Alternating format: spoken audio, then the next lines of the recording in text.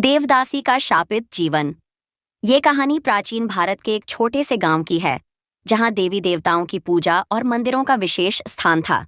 इस गांव में एक पुरानी परंपरा थी, जिसे देवदासी प्रथा कहा जाता था। इस प्रथा के अनुसार कुछ युवतियों को मंदिरों में काम करने के लिए समर्पित किया जाता था और उनका जीवन पूरी तरह से मंदिर के भगवान के नाम पर समर्पित होता था। इन लड़कियों को देवदासी कहा जाता था और उन्हें समाज द्वारा विशेष रूप से पूजा तो जाता था, लेकिन असल में उनका शोषण किया जाता था। यहीं लक्ष्मी नाम की एक सुंदर और भोली लड़की थी, जो गांव के एक साधारण किसान परिवार से थी। उसकी माँ उसे हमेशा अच्छे संस्कार देती थी और उसे शिक्षा दिलवाने के सपने देखती थी।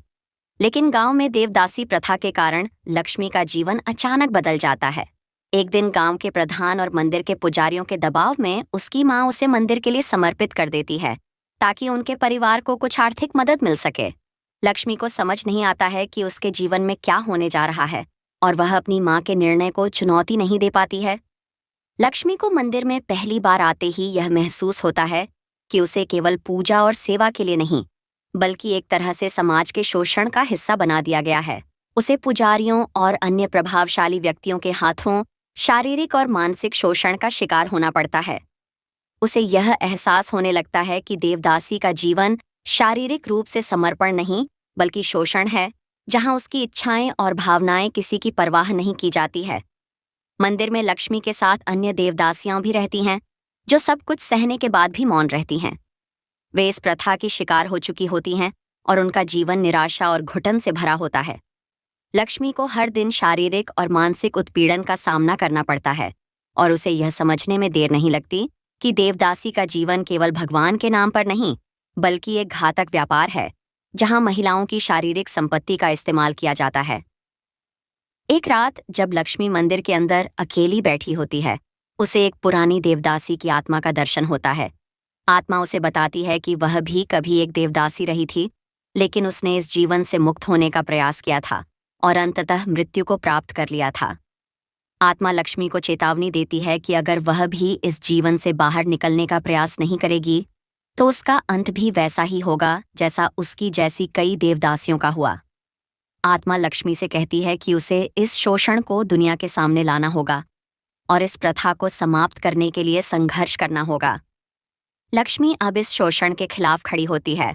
वह अन्य देवदासियों के साथ मिलकर इस प्रथा के खिलाफ आवाज उठाने का निर्णय लेती है। वह यह समझने लगती है कि समाज में परिवर्तन लाने के लिए डर और खामोशी को तोड़ना जरूरी है।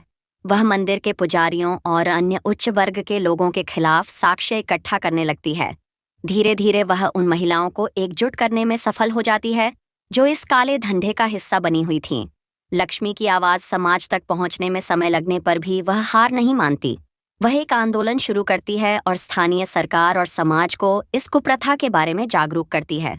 कई महिलाओं का समर्थन उसके साथ होता है।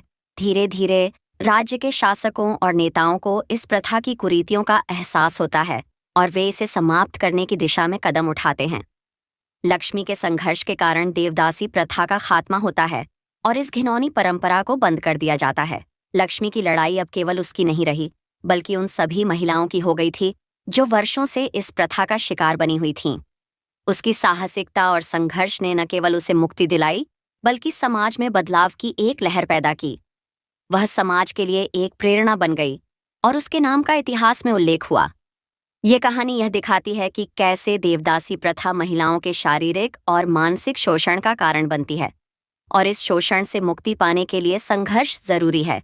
लक्ष्मी का संघर्ष यह बताता है कि किसी भी कुरीति का विरोध करने और समाज में बदलाव लाने के लिए साहस और समर्पण आवश्यक है। यह कहानी यह भी संदेश देती है कि पुरानी और असमान परंपराओं का विरोध करना और उन्हें समाप्त करना समाज के लिए आवश्यक है, ताकि भविष्य में कोई महिला इस शोषण का शिकार न हो। यह कहानी देवदासी प्रथा के शोषण और महिलाओं के अधिकारों की दिशा में एक सकारात्मक संदेश देती है।